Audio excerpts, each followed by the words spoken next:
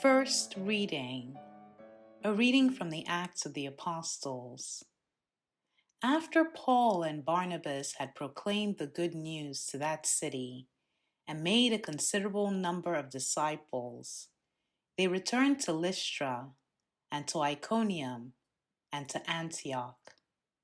They strengthened the spirits of the disciples and exhorted them to persevere in the faith, saying, "It is necessary for us to undergo many hardships to enter the kingdom of God." They appointed elders for them in each church, and with prayer and fasting commended them to the Lord in whom they had put their faith. Then they traveled through Pisidia and reached Pamphylia. After proclaiming the word at Perga, they went down to Attalia. From there, they sailed to Antioch, where they had been commended to the grace of God for the work they had now accomplished. And when they arrived, they called the church together and reported what God had done with them and how he had opened the door of faith to the Gentiles. The word of the Lord.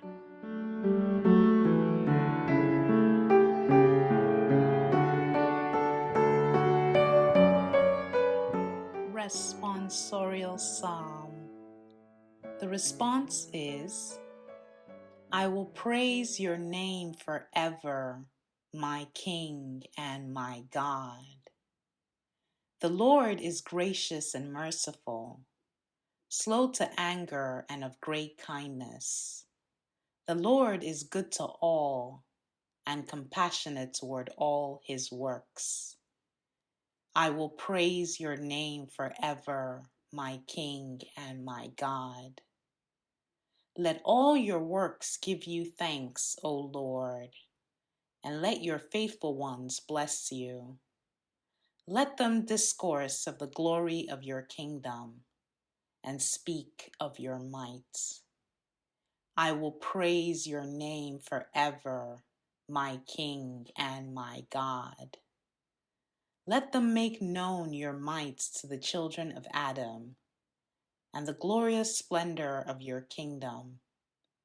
Your kingdom is a kingdom for all ages, and your dominion endures through all generations. I will praise your name forever, my King and my God.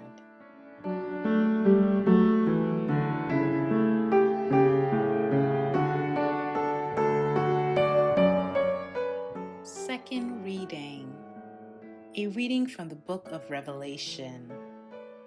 Then I, John, saw a new heaven and a new earth. The former heaven and the former earth had passed away, and the sea was no more. I also saw the holy city, a new Jerusalem, coming down out of heaven from God, prepared as a bride adorned for her husband. I heard a loud voice from the throne saying, "Behold, God's dwelling is with the human race. He will dwell with them, and they will be his people.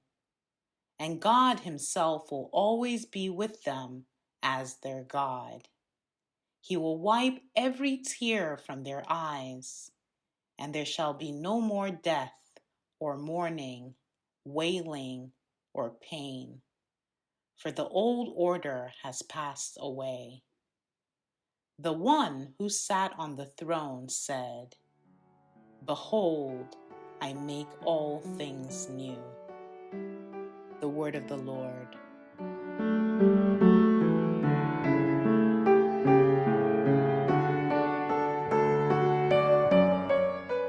Gospel.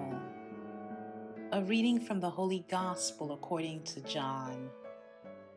When Judas had left them, Jesus said, "Now is the Son of Man glorified, and God is glorified in him. If God is glorified in him, God will also glorify him in himself, and God will glorify him at once. My children, I will be with you only a little while longer. I give you a new commandment: love one another. As I have loved you, so you also should love one another. This is how all will know that you are my disciples, if you have love for one another. The Gospel of the Lord.